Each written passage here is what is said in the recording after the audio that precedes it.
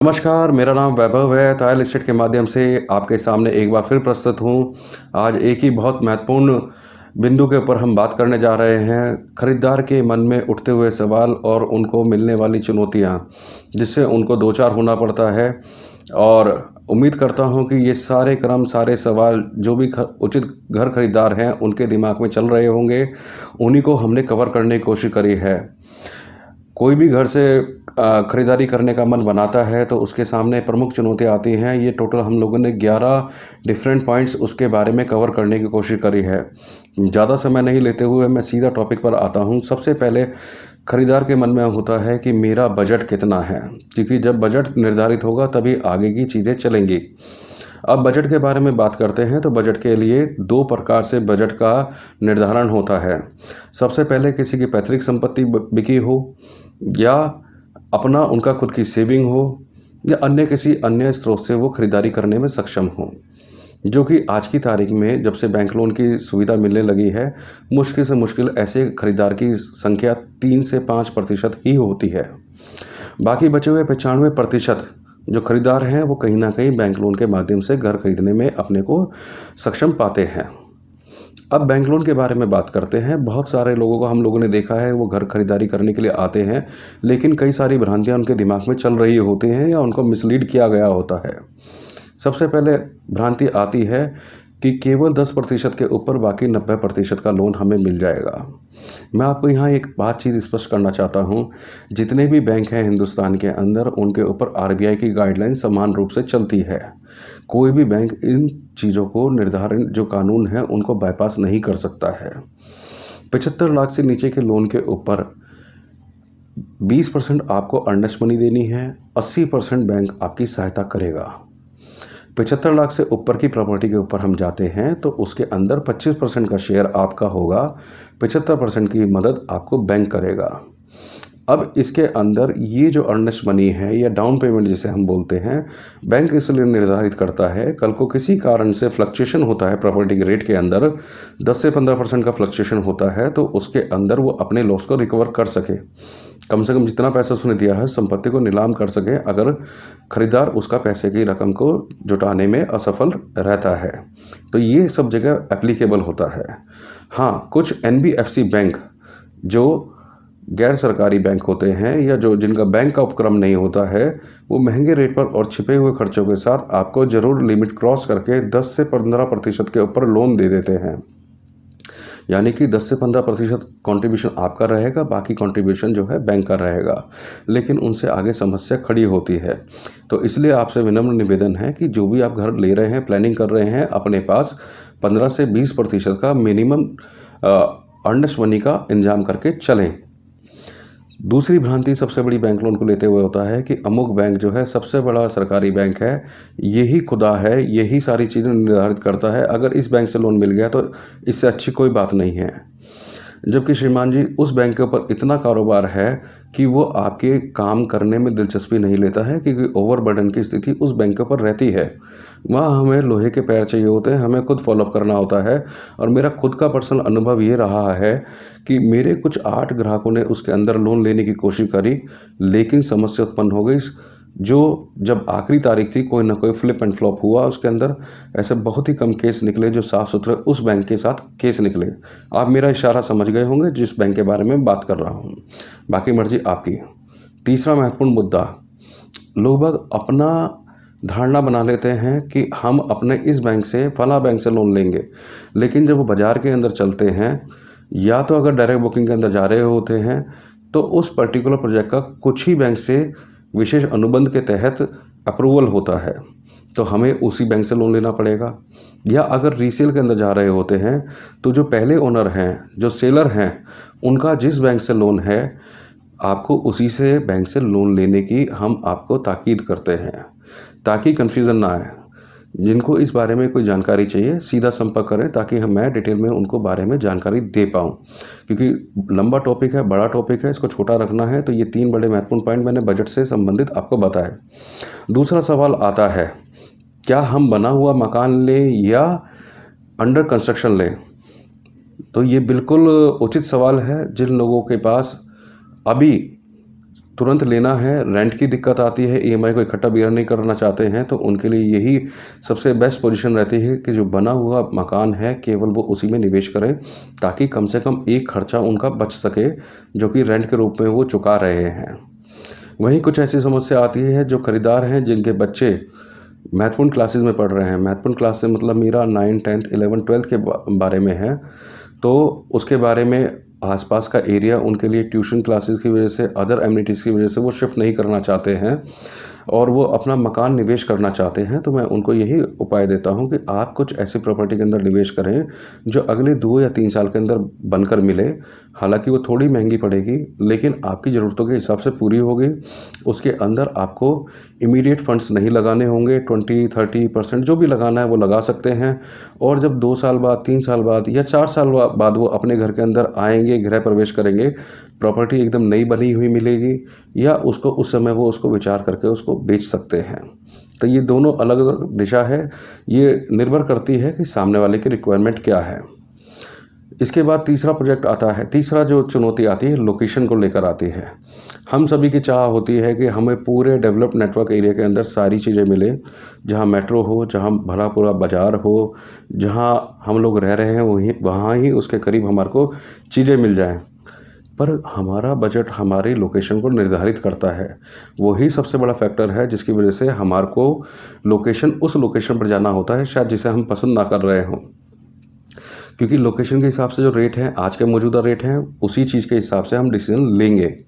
ऐसा नहीं होगा कि अमुक लोकेशन का प्राइस आपको भरी हुई लोकेशन के ऊपर, चलती हुई लोकेशन के ऊपर मिल जाए, पॉसिबल नहीं है। परमात्मा करे आपके पास इतना पैसा हो कि आप वहाँ उसकी अफोर्डेबिलिटी कर पाएँ, तो फिर तो कोई दूसरी सोच आती नहीं है। लेकिन हम लोगों के पास जो चुनाव होता है वो 1 से 3 करोड़ की प्रॉपर्टी को खरीदने का होता है। अब जैसे मैं कुछ लोकेशंस को कवर करना चाहूँगा, जिससे एक आपको हिंट मिलेगा कि क्या हमें ऐसी लोकेशन पे और अपना समय लगा के निवेश करके क्या उचित निर्णय लेने में देरी करनी चाहिए, या तुरंत हमें उस पर्टिकुलर लोकेशन के ऊपर अपने काम को स्टार्ट कर देना चाहिए। मैं गुड़गांव को कवर करता हूं, तो गुड़गांव का ही उदाहरण लेकर आपको समझाने की कोशिश करूंगा। गुड़गांव के अंदर सबसे पहली लोकेशन आती है गोल्फ कोर्स। मैं एक डिस्क्लेमर और साथ में देना चाहूँगा, मैं यहाँ अपार्टमेंट के बारे में बात कर रहा हूँ, तो केवल अपार्टमेंट का ही यहाँ पर डिसीजन लिया जाए।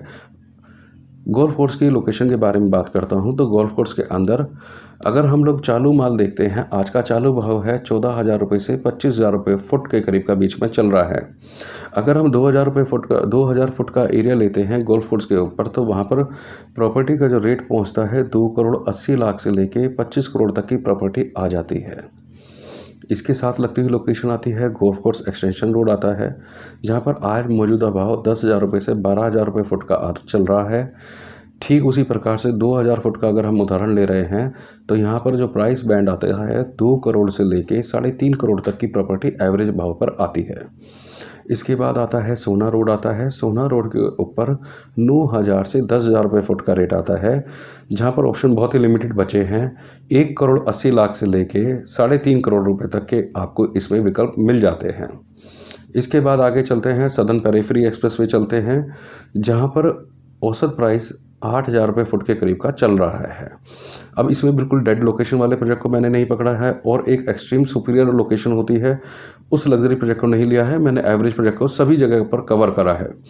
यहाँ पर प्राइस आता है 3 बेडरूम का, वही 2,000 फुट का 1,40,00,000 से लेके 2 करोड़ के बीच में आता है। इसके बाद जो आता है न्यू गुड़गांव, जो निवेशकों की सबसे पहली पसंद है, जहां डेवलपमेंट बहुत तेज़ी से हो रहा है, जिसको लेके थोड़ा सा भ्रांति रहता है कि ये मेट्रो की लोकेशन से दूरी पर है। जी हाँ, बिल्कुल दूरी है, लेकिन यहाँ पर अगर हम लोग देखें तो निवेशक के हिसाब से, एक एंड यूज़र के हिसाब से स्वर्ग है, क्योंकि यहाँ पर प्राइस मिलता है 4,000 रुपये से लेके 8,000 रुपये फुट के आसपास मिल जाता है। यानी कि हमारा 3 बेडरूम 80 लाख रुपये से लेके हमारे पास यहाँ पर 4.5 करोड़ तक की प्रॉपर्टी मिल जाती है। इसके बाद अंतिम लोकेशन आती है द्वारका एक्सप्रेसवे। द्वारका एक्सप्रेसवे के ऊपर बहुत ही लिमिटेड प्रोजेक्ट हैं जो रहने लायक हैं, और दूसरे औसत प्रोजेक्ट को भी कवर करते हैं, तो यहाँ पर 90 लाख रुपए से लेके 7 करोड़ तक के विला आ जाते हैं।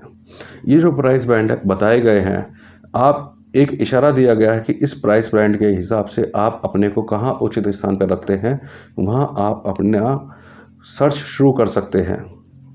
कई बार कस्टमर्स आते हैं, देखते हैं, जाते हैं, वापस चले जाते हैं कि नहीं यार ये दूर है, ये चुनौती है, वो चुनौती है। क्या मैं आपसे एक सवाल पूछना चाहता हूँ, क्या आपके बजट में फ्लेक्सिबिलिटी है? अगर बजट में फ्लेक्सिबिलिटी है, तो ज़रूर आप अपनी पसंद के हिसाब से लीजिए। अगर फ्लेक्सिबिलिटी नहीं है और कहीं से अन्य स्रोत से पैसा नहीं आना है, तो और मकान खरीदना है, तो आप तुरंत उसमें डिसीजन के बारे में सोचें, गंभीरता से सोचें। ये बड़ा इम्पोर्टेंट पॉइंट है।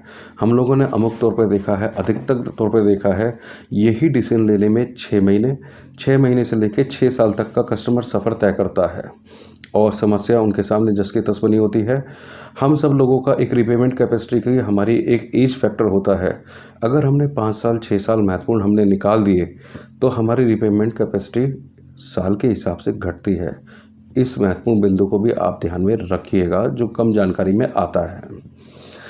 जब ये चीज़ डिसाइड हो गई कि हमें कहाँ लोकेशन लेनी है, कहाँ क्या करना है, या मोटा मोटा आइडिया आ गया, उसके बाद हमारा सर्च शुरू होती है एक आम निवेशक की कि चलो अब सर्च करी जाए। ऑनलाइन हम लोग सर्च करते हैं कहाँ हमारे को मकान लेना है। यानी ये चौथा बिंदु हमारा आ गया, misleading information on property portals and misleading dealers. बड़ा इंपॉर्टेंट फैक्टर है, क्योंकि मैं भी डीलर जात से संबंधित रखता हूं और मैं सभी के ऊपर उंगली उठा रहा हूं, तो ये बड़ा महत्वपूर्ण बिंदु है। यहाँ पर ध्यान दीजिए, प्रॉपर्टी पोर्टल्स के ऊपर भी मैं उंगली उठा रहा हूं। प्रॉपर्टी पोर्टल बनाए गए थे आप लोगों की मदद करने के लिए, सही मायने में वो मदद करने के लिए बने हैं। काफ़ी सारी इन्फॉर्मेशन देते हैं, उनको उद्देश्य बिल्कुल स्पष्ट था, लेकिन दिक्कत कहीं और है। आज प्रॉपर्टी पोर्टल के अंदर, क्योंकि वो गूगल के ऊपर अपनी एक्सपोजर रखते हैं, एडवर्टीज़मेंट का बजट बहुत रहता है, बहुत महंगे वो उसके ऊपर पैकेजेस आते हैं। आज गुड़गांव का या किसी भी अन्य क्षेत्र का कोई भी डीलर अपने को पीछे नहीं रखना चाहता है, तो वो कस्टमर का ट्रैक करने के लिए क्या करते हैं, केवल बेसिक सेल प्राइस या अधूरी जानकारी डाल देते हैं। जब कस्टमर सर्च करता है और एक पूरी जानकारी पूरे रेट के जो डालना होता है, बेसिक सेल प्राइस के अलावा कुछ अदर एलाइड चार्जेस होते हैं। बेसिक सेल प्राइस तो सेम हो गया, एलाइड चार्जेस के अंदर आते हैं EDC, IDC, club, power backup, external electrification charges और उसके अलावा और कुछ खर्चे आते हैं। अब अगर हम उन पूरी जानकारी को जोड़ें तो उस प्रोजेक्ट की कीमत में 15 से 20 लाख रुपए का फ़र्क आ जाता है। लेकिन जब कस्टमर सर्च करते हैं तो उन्हें वही प्रॉपर्टी 75 लाख की दिखाई दे रही होती है, जबकि उसका बाजार का भाव 90 लाख रुपए हो सकता है। कोई भी आज इस कॉम्पिटिटिव फील्ड के अंदर अपने हाथ से कस्टमर नहीं जाना देगा। हम लोग अगर अपने रेट पूरे 90 लाख रुपए डालते हैं, तो कस्टमर जब 75 लाख के देखता है तो उसके मन में सवाल स्वाभाविक उठता है, यार ये आदमी मेरे को महंगा दे रहा है, लेकिन वो कहीं ना कहीं पूरी जानकारी के साथ पूरे रेट दे रहा होता है। और यही प्रैक्टिस हमने अपने प्रोजेक्ट के ऊपर, अपनी वेबसाइट के ऊपर अडॉप्ट कर रखी है। हम लोग कोशिश करते हैं पूरे एडिशनल चार्जेस डालकर दें, क्योंकि आपका समय कीमती है और उससे ज़्यादा हमारे पास भी लिमिटेशन है। अगर हमने गलत जानकारी देकर आपको बुलाया, 90 लाख की चीज़ 75 लाख की देकर बुलाया, तो आपका मन एक बात करेगा, 75 लाख की चीज़ का आप सोचेंगे 70 लाख हो, 72 लाख हो, हम बार्गेन करेंगे, लेकिन वो चीज़ें नहीं होती। इसमें भी आपका महत्वपूर्ण समय नष्ट हो गया, क्योंकि कस्टमर जब बाहर निकला, तो जब मैं भी उनकी जगह हूँ, 90 लाख की चीज़ 75 में मिल रही है, तो मैं 75 का 76 लाख 77 लाख में नहीं लेना पसंद करूँगा। 90 लाख वाले को मैं रूल आउट कर दूँगा। नतीजा ये होगा कि मैं डिसीजन लेने में कन्फ्यूज़न होगा। तो आपको इसमें बड़ी संजीदगी से काम करना होता है। अपने आसपास सराउंडिंग एरिया दो प्रॉपर्टी डीलर, 4 प्रॉपर्टी डीलर से क्रॉस वेरीफाई करें, इसका रेट क्या चल रहा है, और मुझे आज के दिन टोकन करना है तो मुझे इसके ओवरऑल चार्जेस क्या पड़ेंगे। इसमें मैं दोष भी देना चाहूँगा अपने प्रॉपर्टी डीलर्स भाइयों को कि वो कई बार ऐसा होता है, कस्टमर्स को बुला के उनका भी समय नष्ट करते हैं, गलत रेट बता के उनके प्रॉपर्टी घुमाते रहते हैं। अंत में कह देते हैं प्रॉपर्टी बिक गई जी, प्रॉपर्टी के अंदर टाइटल में डिफेक्ट था, सो उनके पास कारण होंगे, कस्टमर फिर भटकता फिरता है। तो ऐसे लोगों से आप बचकर रहें, मेरा ये अनुरोध है और बिल्कुल आपको स्पष्ट संदेश है। क्योंकि हम लोग देखते हैं कि जो डील आप 6 महीने में कर सकते हैं, वो कन्फ्यूज़न क्रिएट करने वाले यही गलत प्रैक्टिसेस होती हैं। अब इसके पास आता है कि एप्रिसिएशन की बात आती है कि भाई अगर हम एक दूसरी दूर की लोकेशन पर जा रहे हैं तो वहाँ एप्रिसिएशन होगा या नहीं होगा। तो आप स्वाभाविक बात है, क्योंकि आज आबादी रहना शुरू कर चुकी है, चीज़ें वहाँ पर भी पहुँच रही हैं, लोगों का वहाँ पर अपना निवास स्थान हो चुका है। अगर मैं न्यू गुड़गांव की बात करता हूँ, 50,000 से ज़्यादा परिवार रहने लगे हैं, जो कि एक बहुत बड़ा कैचमेंट एरिया बन गया है। अपना वाणिज्य यूज़ के लिए, कमर्शियल एक्टिविटीज़ के लिए। तो कमर्शियल एक्टिविटीज़ आ गई हैं, हॉस्पिटल्स आ गए हैं, स्कूल्स आ गए हैं। धीरे धीरे कनेक्टिविटी के लिए सरकार और भी अपना प्रयासरत है। सब चीज़ें वहाँ पर समय के अनुसार बनती हुई चली जाएगी।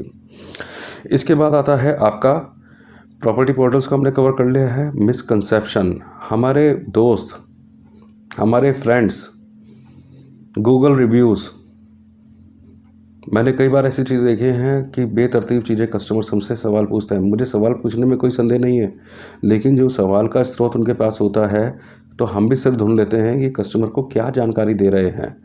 आप मौके पर आइए, मौके पर चेक कीजिए, अपना दिमाग लगाइए। जब 50,000 60,000 फैमिली किसी एरिया में रह रही है, अधिकतर लोगों को भ्रांति फैला दी जाती है। अमुक क्षेत्र में पानी की बहुत बड़ी समस्या है, वहाँ तो पानी ही नहीं है, खारा पानी है, वहाँ बिजली नहीं आती है, वहाँ क्राइम रेट ज़्यादा है, मेंटेनेंस का इशू है। अब ये सारे इश्यूज़ मिसलीडिंग मिसकंसेप्ट्स हैं। कस्टमर्स पूछते नहीं हैं, किसी से बात नहीं करते हैं। मेरा अपना पर्सनल लेवल होगा, सेटिस्फेक्शन लेवल, मैं शायद उसमें ज़्यादा कंफर्टेबल हूँ, दूसरा शायद ना हो, ये एक अलग चीज़ है। लेकिन हमें मकान लेना है तो ग्राउंड फैक्ट्स को, ग्राउंड रियलिटी को हमें चेक करना चाहिए। गूगल रिव्यूज़ हमारी कुछ मदद करते हैं, लेकिन ज़रूरी नहीं है कि मैं किस माइंड से उसको लिख रहा हूँ। क्या वो प्रोजेक्ट उस समय तक था इशू और वो रिजॉल्व हो गया, उसको मैंने बाद में डिलीट करना ठीक समझा या नहीं समझा। तो अनुरोध ये करता हूँ कि ग्राउंड फैक्ट्स ज़रूर चेक कीजिए, उसके बारे में वहाँ के रेजिडेंट से पता कीजिए। हो सकता है डीलर का निजी फ़ायदा हो, वो आपको मिसलीड कर रहा हो, लेकिन रेजिडेंट वहाँ रह रहे हैं, वो कितना खुश है। आज एक बृहद स्तर पर और बात करना चाहूँगा, जितने भी प्रॉपर्टीज़ के अंदर इश्यूज़ थे या हैं, अगर वहाँ के किराएदार रहते हुए लंबे 2 साल 3 साल हो गए, तो आप पाएंगे कि जितनी भी ट्रांजेक्शन्स चल रही हैं, तो उसके अंदर वहाँ के किराएदार ही सबसे बड़े खरीदार हैं। ये आप उनसे चेक कर सकते हैं सेटिस्फेक्शन लेवल, बाहर क्या लिखा है और अंदर कितने खरीदारी चल रही है। ये बिल्कुल विपरीत परिस्थिति चल रही है। इसके बाद आता है 7वां पॉइंट आता है जो बड़ा इम्पोर्टेंट है, विजिट्स। मैं आप लोगों के लिए अब कड़वी बात कहना शुरू करूँगा। समझदार लोग इसको एक दवा के रूप में ले सकते हैं, एक सलाह के रूप में ले सकते हैं, लेकिन जो है उनसे मैं पहले ही माफ़ी मांगना चाहता हूँ। मेरा किसी को दिल दुखाने का उद्देश्य नहीं है, लेकिन बड़ी महत्वपूर्ण बातें हैं तो कड़वी बातें भी संभालनी पड़ेंगी। अब बहुत सारे लोगों के विजिट्स के बारे में बात आती है। वो विजिट चाहते हैं कि हमें वर्चुअल विजिट्स हो जाए, हमें सारा इंटरनेट पे सामग्री मुहैया हो जाए और हमें आना ना पड़े। मैं बड़ा अपने को इसमें असहज महसूस करता हूँ। हमने अपनी पूरी कोशिश करी है, जितने इंटरनल वीडियोज़ हैं, जितने प्रॉपर्टी से संबंधित सामग्री है, वेबसाइट के ऊपर डाले हुए हैं। क्या प्रॉपर्टी एक ऐसी चीज़ है वो आपके पास तो चल के आने से रही? उसके लिए आपको प्रयास करना ही पड़ेगा। आपको आकर देखना पड़ेगा वहाँ चैलेंजेस क्या हैं, प्रो एंड कॉन्स क्या हैं। आपके साथ बच्चे हैं तो उनके साथ क्या दिक्कत है, स्कूल बसेस आती हैं या नहीं आती हैं, जिनके साथ बुजुर्ग हैं वहाँ से हॉस्पिटल कितनी दूरी पर है, प्रोजेक्ट अच्छा बना हुआ है, वहाँ पर रोड्स को लेके क्या इशू है, क्या वहाँ रात को हमारे पास सिक्योरिटी का इशू है या नहीं है। उसका आकलन केवल आप ही कर सकते हैं, कोई दूसरा नहीं कर सकता है। मैं इससे बचना नहीं चाह रहा हूँ, लेकिन आपको आई ओपनिंग फैक्ट के बारे में बात करना चाह रहा हूँ। तो कोई भी विज़िट करनी है तो आप सबसे पहले प्रोजेक्ट्स को अपना आइडेंटिफाई करके विज़िट कीजिए। दूसरा बड़ा महत्वपूर्ण बिंदु इसी के साथ जुड़ा हुआ है। अब हमारे पास आते हैं, और मैं भी जानता हूँ कि इसके बारे में वे लोग भी असहज होंगे कि हमें विज़िट कब करना है। सभी के पास मंडे से लेके फ्राइडे तक का वर्किंग होता है, सैटरडे संडे फ्री होता है। आप किसी डीलर को महत्वपूर्ण ब्रोकरेज अमाउंट दे रहे हैं, आप उससे उसका 100% लीजिए। अब होता क्या है, वर्कलोड ही सारा का सारा सैटरडे और संडे ही होता है। कई बार लोग प्लान करके नहीं आते, कई बार लोग अचानक से प्लानिंग बनता है, वो डीलर के पास पहुंचते हैं। अब जो डीलर्स ने अपना साइट विजिट शेड्यूल करा हुआ है, कई लोगों के साथ करा होता है, चाबी चाहिए होती है, परमिशन चाहिए होती है। अगर आप एडवांस में इन्फॉर्मेशन देते हैं तो जो सिलेक्टिव आपके प्रोजेक्ट्स हैं उनको दिखाने में कोई समस्या नहीं होती। तय समय के साथ पहुँचिए तो आपको आसानी होगी, सामने वाला भी आसान होगा, इसके अंदर काम होगा इसके अंदर।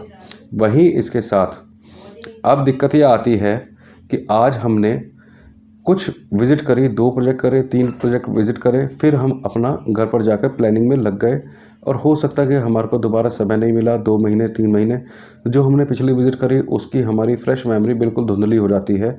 उसको हम लोग फिर इस याद नहीं रख पाते हैं। तो इसलिए अगर आप किसी काम को उठाते हैं तो उसको लगातार 1, 2, 3 या 4 उसमें विजिट में निपटाने की कोशिश करें।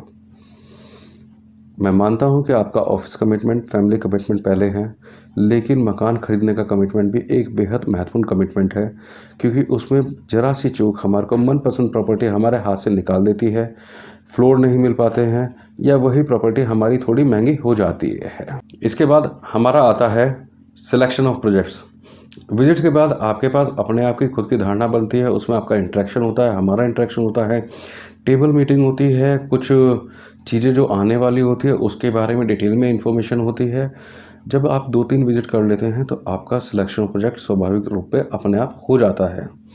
कई लोग ब्रांड को लेके बड़ा संजीदा होते हैं कि ब्रांड के साथ ही जाना है, ठीक है, आप ब्रांड के साथ चाहिए।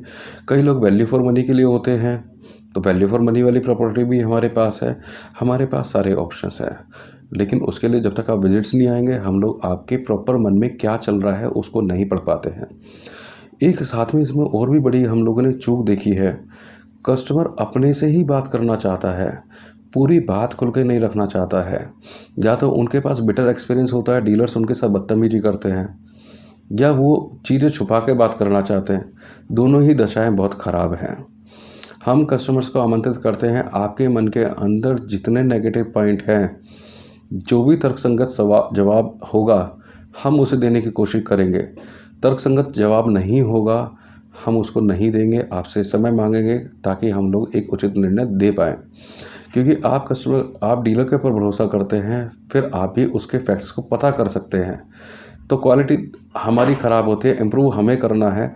कोशिश रहता है कि 15 से 20 साल हम लोग काम करते हुए हो गए हैं, तो आज तक परमात्मा की दया से किसी को हमने गलत निर्णय नहीं दिया है, गलत एडवाइस नहीं दी है। नहीं मालूम है तो हाथ जोड़ लेते हैं। तो इस चीज़ को भी आप बड़ा महत्वपूर्ण बिंदु मान के चलें। इसके बाद आता है, लोग बाग सोचते हैं कि उनको सबसे सस्ता मिलेगा। यहाँ मैं फिर दोबारा कड़वी बात बोलता हूँ कि भाई लोगों, गुड़गांव के अंदर इतनी स्ट्रॉन्ग निवेशक लॉबी है, उसके बाद डीलर लॉबी है, वो सस्ता आपको नहीं मिलने वाला है। अगर जिस प्रॉपर्टी के अंदर 10% का अंतर होगा तो सबसे पहले उसे निवेशक नहीं छोड़ेगा, निवेशक उसे बुक करके आपको ही बेचेगा। आपको बाजार भाव से मिलेगी चीज़, कटु सत्य है, लेकिन आज के माहौल में आपके लिए एक फ़ायदे की चीज़ है। 2014 के बाद से जब से मंदी लगी है, ऐसे निवेशक दूर हो चुके हैं। आज हम अपनी प्रॉपर्टी एजेंसी के ऊपर कस्टमर्स को सेलर के साथ डायरेक्ट मीटिंग कराते हैं। वहाँ आपके पास वीटो पावर है, आपको वहाँ बार्गेनिंग करनी है, डिसीजन लेना है, आपके पास पूरी पावर है। आप लें ना लें, आपको पसंद आए लें ना लें, सामने वाले देने वाले को पसंद आए ना आए, ये आपका दोनों निजी कारण है। क्योंकि जो भी चीज़ लेंगे आप, मैं मिसलीड करके आपको बुला लूँ, 5 लाख रुपए सस्ती करके प्रॉपर्टी बता दूँ, लेकिन वो दिला ना पाऊँ, तो जो बाज़ार का रेट है, जो इन्वेस्टर ने बताया, जो सेलर ने बताया, वो रेट हम लोग मैच करते हैं। सेलर को भी पता है कि बाज़ार का भाव क्या है, उसे हम धोखा नहीं दे सकते कि उसे 5 लाख 10 लाख रुपए सस्ता करके हम लोग उसकी चीज़ छीन पाए। और उतना ही पता जानकारी सामने वाले ख़रीदार को भी है, वो भी लाख रुपए ऊपर नहीं देगा। तो ये धारणा अगर आप दिमाग में बना लेंगे, निकाल लेंगे, इस चीज़ों को, तथ्यों को ऊपर बात करेंगे, आपका मन का भय ख़त्म हो जाएगा। हमेशा डिमांड करें, चाहे आप हमारी एजेंसी से ले रहे हैं या किसी एजेंसी से ले रहे हैं, हमेशा आप सेलर मीटिंग करें, ओरिजिनल सेलर से मीटिंग करें। आपको उसमें चूना नहीं लगेगा, निश्चित रहें उसके अंदर। क्योंकि सेलर आज की तारीख में बेचना चाहता है तो वो बेच के जाएगा। उसे तायल स्टेट पसंद आए, दूसरी स्टेट पसंद आए, वो डिसीजन लेगा। रेट मुनासिब होगा, बार्गेन करेगा, रेट अप्रत्याशित होंगे वो नहीं देगा। ये भी आपको समझना पड़ेगा।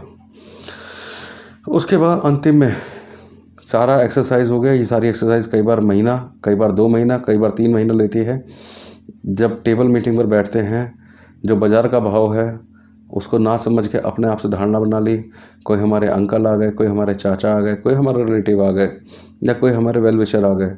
अब उन्हें तो पता नहीं कि हमारा क्या पॉकेट्स है, कितनी डीप पॉकेट्स हैं, क्या रेट पर गुड़गांव के अंदर मार्केट चलती हैं। वो भी अपना सुझाव देते हैं, बनता भी इनका सुझाव देना, लेकिन जो प्रॉपर्टी के रेट निर्धारित हैं उससे नीचे जाके वो 5 लाख 6 लाख की चीज़ें ढूंढते हैं। माफ़ कीजिए, वो चीज़ें नहीं होती है, पॉसिबल नहीं हो पाती हैं। और कई बार आदमी बार्गेनिंग के अंदर 10-10 हज़ार रुपये तक को इशू बना लेता है और चीज़ें ख़राब हो जाती हैं। तो ये फ्लेक्सिबिलिटी मोड रखिए आप अपने अंदर, चीज़ें रखिए। पहले 10 तथ्य तो बहुत ही इंपॉर्टेंट है। 11वां तथ्य है जो हमने कीमत के निर्धारण को लेके बैठाया है, वो आपको स्वतंत्रता आपको स्वतः खुद स्पष्ट हो जाएगा। यहाँ किसी का दिल दुखाया हो तो उसको पहले ही मैं माफ़ी मांगता हूँ, क्योंकि सत्य बोलने में, सच स्वीकार करने में कुछ बातें चुभ सकती हैं, लेकिन मकान खरीदवाना एक बड़ा महत्वपूर्ण पहलू है। हम गलत चीज़ें बोलें, आपको भ्रम में रखें, हाँ जी हम करा देंगे, हम करा देंगे, कोई झूठी दिलासा मैं नहीं देता हूँ, ना ही मेरी फर्म देती है। स्पष्टवादिता में ही विश्वास करते हैं। हम हार्ड नेगोशिएटर नहीं हैं, लेकिन फेयर नेगोशिएटर हैं। फेयर मतलब जो सेलर ने बोला, जो बायर को चाहिए, वो रेट मैच करने की कोशिश करते हैं। अनएक्सपेक्टेड रेट के ऊपर हम लोग बात नहीं करते हैं, ना ही पसंद करते हैं। हमारे यहाँ जितनी भी एजेंसी के अंदर रेट हम बताते हैं, ऑल इंक्लूसिव प्राइस बताते हैं, सिवाय स्टैम्प ड्यूटी, रजिस्ट्रेशन चार्जेस और अपनी मेहनताना के अलावा कोई एडिशनल चार्जेस आपको नहीं देना होता है। उम्मीद करता हूँ ये वीडियो आपको एक मार्गदर्शक के रूप में स्वीकार्य होगा। अगर आपको पसंद आएगा तो आप इस पे अपनी लाइक बटन को दबाइएगा। अगर आपको लगता है कोई सुझाव देना है ठीक करने के लिए, आप हमें सुझाव भी दे सकते हैं।